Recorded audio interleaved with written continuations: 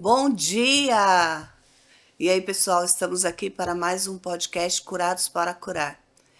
Você sabia que hoje é o nosso episódio 31? Glória a Deus! Olha, é de pouquinho em pouquinho, hein? A gente começa. Lembro quando foi o episódio número 1 com a Ruth, com a minha irmã.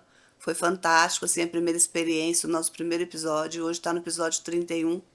Também tenho certeza que será sobrenatural. Quantas pessoas, quantas histórias, quantos testemunhos, né? Quantas palavras, quantas coisas que nos edificaram, né? Quantas chaves foram dadas aqui nesse podcast. Já foi falado tanto de cura, de restauração, de perdão, de milagres. Tantas pessoas foram abençoadas. E hoje não será diferente, viu? Hoje nós temos um convidado muito especial. Todo mundo ouve falar dele aqui atrás das câmeras, mas hoje ele está aqui para transbordar também na nossa vida. E você, nesse período todo, você que tem nos acompanhado, você já se inscreveu aí no nosso canal? Você já tem curtido, comentado nos nossos vídeos, já compartilhou com algum amigo? Isso tem falado com você? Se você ainda não fez isso, hein? Hoje é o dia. E hoje eu estou recebendo aqui. Recebendo, né? Hoje ele já estava aqui me esperando. Ele Uhum. que me esperou hoje. Hoje é o Marcos Cruz, o dono da produtora, que vai transbordar na nossa vida um filho amado, um marido, ó, recém-casado aqui com a Bianca, que vai estar falando com a gente, contando um testemunho maravilhoso de que, mesmo com as dificuldades da vida, que a gente consegue sim. É só a gente olhar para Deus. Não é, É Marcos? isso mesmo. Seja Muito bem-vindo! obrigado. Que bom ter você aqui. Para mim também é uma honra sempre estar aqui com você, É, por trás das câmeras, e hoje aqui falando um pouco com as pessoas que estão nos que assistindo hoje. legal. Fala lá com o Muito pessoal. obrigado e que a nossa história, a nossa conversa possa edificar a sua vida. Deus é tremendo, né, Marcos? Uhum. Semana passada, quando eu vim até aqui, aí foi semana do Dia das Mães, né? E a Bianca comentou que você tinha levado a sua mãe até o shopping, que sua mãe era especial. Falei, como assim a mãe do Marco é especial? E às vezes a gente está caminhando junto e eu não sabia. Vou ouvir a sua história hoje, quero ter certeza que vai ser muito edificante, né? Sim, Tenho acompanhado o seu trabalho, tenho feito trabalho junto com você e vejo o quanto você é profissional em tudo que você faz. E admiro muito isso, assim. Você e a Bianca são assim um casal exemplar, muito jovens, mas muito decididos do que querem da vida. E é legal isso hoje, né? Nessa geração tão procrastinadora, né? Que às vezes delega muito, né? Não está muito comprometido e ver o trabalho de vocês é muito legal, ver o profissionalismo de vocês. E tenho certeza que vai ser muito bom. perfeito, Lé. Esse último Dia das Mães foi muito especial para mim, por conta de toda a história que eu vou contar aqui de um tempo que eu não tive com a minha mãe na minha adolescência, na minha juventude em si. E durante o podcast eu vou falar um pouquinho mais sobre esse momento que eu tive com a minha mãe e toda essa história. E que legal. E como foi a sua infância? Você foi criado pelo seu pai e pela sua mãe? Conta pra gente como foi Perfeito. isso.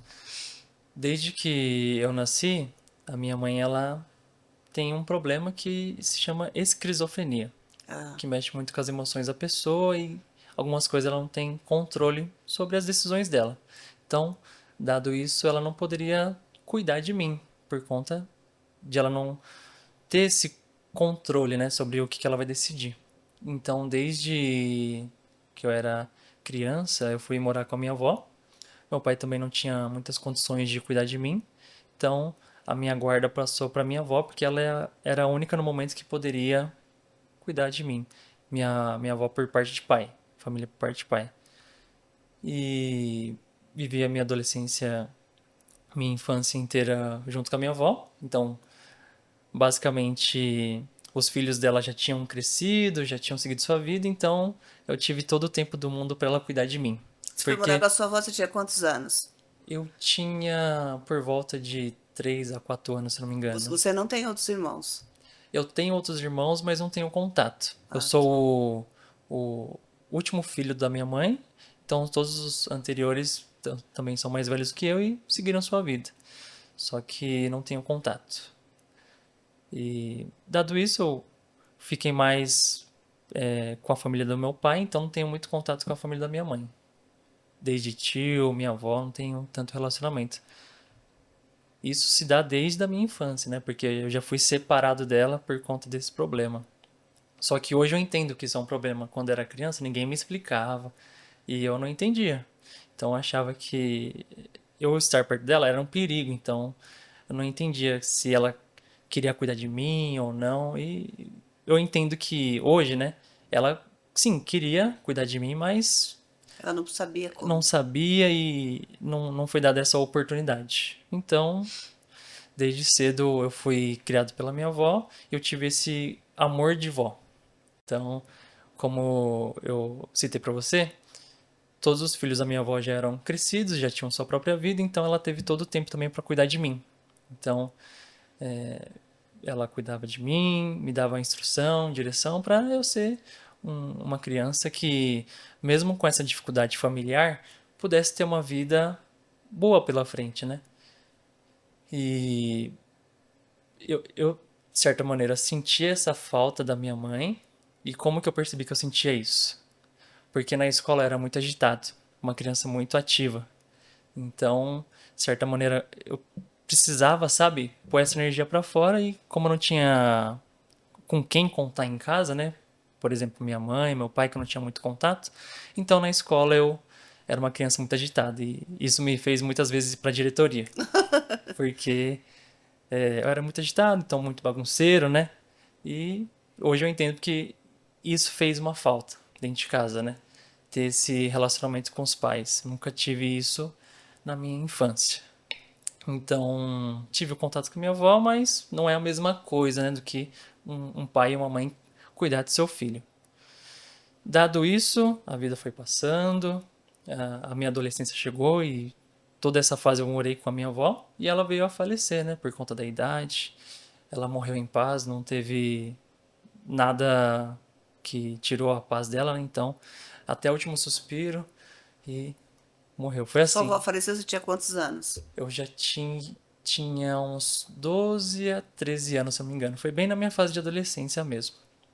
E aí, nessa fase que ela veio a falecer, foi meu primeiro contato assim, com a morte, né? Eu nunca tinha visto um parente próximo falecer antes e é uma coisa bem difícil de lidar. Bem difícil. Eu lembro que depois desse momento eu não era mais uma criança apenas, mas já era, sabe, eu acho que foi uma transição mesmo, de eu me tornar uma pessoa mais madura e ter mais cuidado com as minhas decisões. Antes eu, como criança, a gente não se preocupa muito com isso, né? Mas como desde cedo eu já tive esse contato com a morte da minha avó, acho que eu comecei a repensar a vida. E daí em diante, meu pai ele seguiu o relacionamento com outra mulher. Desde que eu era criança, ele cortou o relacionamento com a minha mãe e foi buscar outros relacionamentos. E aí eu fui morar com ele e com a minha madrasta. Nesse período, a minha madrasta não gostava muito de mim. Ela tem as razões dela, mas ela não gostava muito de mim. E aí ela foi aprendendo a gostar de mim nesse processo que eu fui morar com eles. E nesse processo também, às vezes a gente brigava, tudo, muitos atritos, né? Mas a gente foi se dando bem, a vida foi seguindo, eu fui continuando os estudos e chegou um tempo que, estando na igreja já, né, eu percebi que eu precisava desse relacionamento de volta com a minha mãe. Porque até então eu não tive contato com a minha mãe.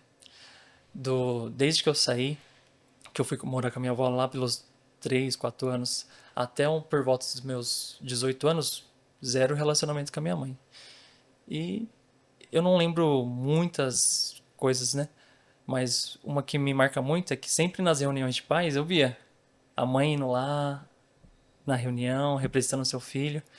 E eu lembro que eu sentia falta disso, sabe? De Dessa ter, figura materna. os meus pais presentes assim.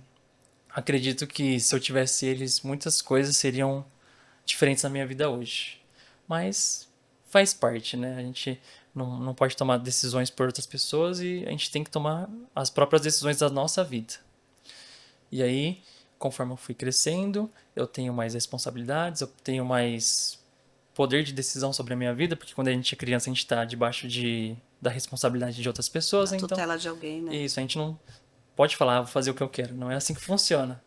Então, conforme eu fui crescendo, amadurecendo, tendo as minhas próprias decisões, eu falei com meu pai para ele me levar até a casa da minha mãe, porque ele sabia onde ela morava, né? Ele me apresentou a casa dela, só que ela não estava lá no dia. Mas eu já guardei o local.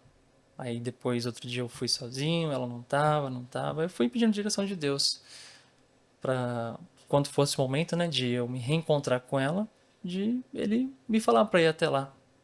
Aí, em uma experiência, eu tava voltando da igreja, e aí eu ouvi Deus falando comigo: "Pode ir, ela vai estar lá". Eu até então tava indo só quando eu queria, quando eu pudesse, mas foi bem clara a A voz de Deus me instrução de guiando. Deus. Agora você pode ir que ela vai estar lá.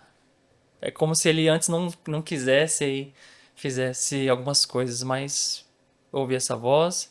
Aí eu até duvidei, será mesmo que ela vai estar lá? Será que não é coisa da minha cabeça? Mas eu fui, segui essa voz, essa direção. Aí eu lembro que eu bati na porta da casa dela e ela me atendeu, ela estava em casa e foi uma alegria muito grande. E Eu quando ela lembro. te viu, ela te reconheceu? Ela perguntou quem é, porque bater na porta assim, ela não saberia quem que era. Eu falei, sou eu, seu filho. Ela falou, que filho? Como que é seu nome? Né? Aí eu falei, é o Marcos. Aí ela se lembrou na hora de mim, né? Porque acho que a mãe nunca vai esquecer de um filho, Sim. independente do tempo que passe. E eu percebi isso nesse momento.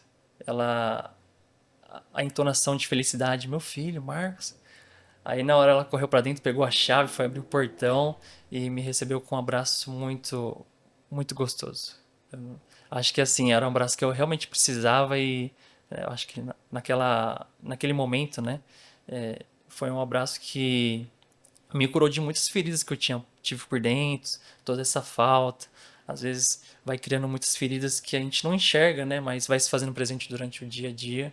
E ali naquele abraço fechou, sabe, essa ferida e desde então eu tenho me relacionado com ela, tenho buscado ela às vezes em casa pra gente sair e recuperando todo esse tempo que eu perdi, né? Que querendo ou não é uma fase bem desafiadora quando você não tem os pais assim pra contar, a gente acaba contando com outras pessoas, mas não é a mesma coisa.